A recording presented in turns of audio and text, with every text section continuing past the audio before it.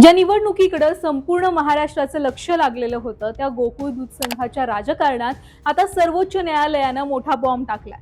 निवडणूक लांबणीवर टाकण्याच्या चर्चांना आता सध्या तरी पूर्णविराम मिळाला असून सुप्रीम कोर्टानं स्पष्ट केलंय की गोकुळची निवडणूक आता 90 दिवसांच्या आतच घ्यावी लागणार आहे। प्रशासक आल्यानंतर अवघ्या 2 दिवसातच हा मोठा निकाल लागल्यामुळे कोल्हापूरमध्ये सध्या राजकीय समीकरण बदलायला वेगानं सुरुवात झाली आहे। नेमकं सुप्रीम कोर्टामध्ये काय घडलं आणि या निर्णयाचा सतेज पाटील, हसन मुश्रीफ आणि महाडिक गटावर काय परिणाम होणार आहे हेच आजच्या या व्हिडिओमधून पाहायचंय। नमस्कार मंडळी, सगळ्यात आधी हे प्रकरण समजून घेऊया।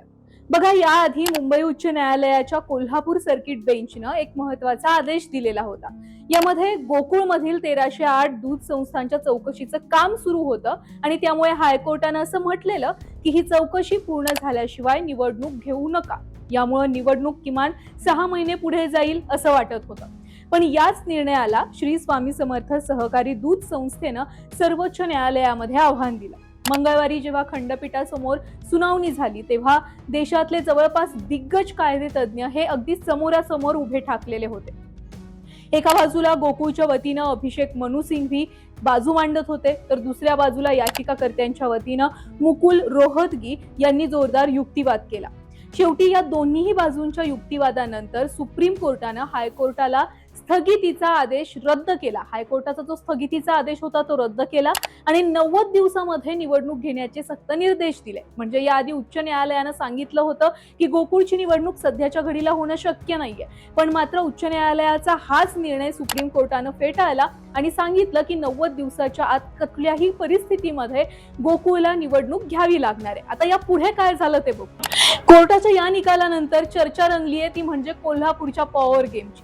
गोकुळ म्हणजे कोल्हापूरच्या अर्थकारणाची आणि राजकारणाची कामधेनू। या निकालामुळे त्या अदृश्य शक्तीला मोठा दणका बसलाय, ज्यांना खरं तर निवडणूक पुढे ढकलायची होती। गेल्या वेळी सतेज पाटील आणि हसन मुश्रीफ यांची आमचं ठरलंय ही जोडी सुपरहिट ठरलेली होती। त्यांनी महाडिक गटाची सत्ताही खेचून आणलेली, पण आता राज्यामध्ये समीकरणं पूर्णपणे बदलली आहेत। मुश्रीफ सध्या महायुतीमध्ये आहेत।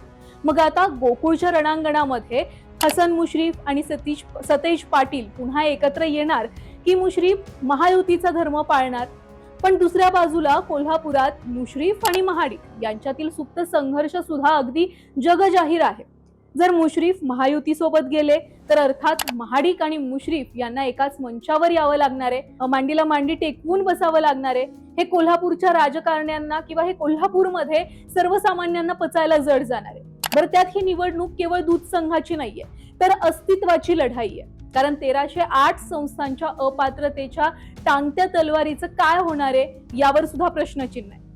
कोल्हापूरचा दूध उत्पादक शेतकरी आता कुणाच्या बाजूने कौल देतो यावर सुद्धा जिल्ह्याचं राजकारण अवलंबून असणार आहे। कारण गोकुळ दूध संघ म्हणजे अर्थात कोल्हापूरची एक महत्वाची नस। त्यामुळे हा दूध संघ कुणाला मिळतोय याकडे कोल्हापूरकरांसह महाराष्ट्राचं सुद्धा लक्ष लागलंय।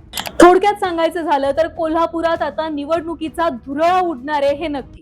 90 दिवसांचा काउंटडाऊन सुरू झालाय।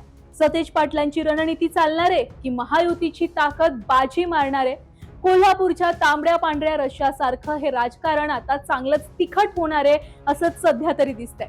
तुम्हाला काय वाटतंय, गोकुळवर पुन्हा कुणाची सत्ता येईल? सतेज पाटील हसन मुश्रीफ जोडी पुन्हा एकत्र दिसेल की खरोखर महाडिक गट येथे सत्ता मिळवेल? तुमच्या प्रतिक्रिया कमेंटमध्ये आम्हाला नक्की सांगा।